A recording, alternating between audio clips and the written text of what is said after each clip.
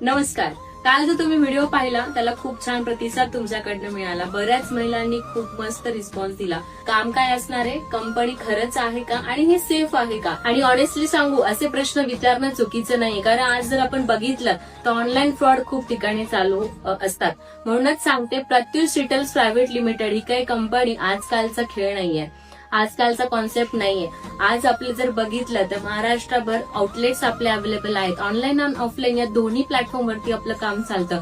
Pratyush retails private limited ही company तुम्हाला एक retail business देण्याचा प्रयत्न करत आहे. महिलांना एक सुवर्ण संधी दिली जाते.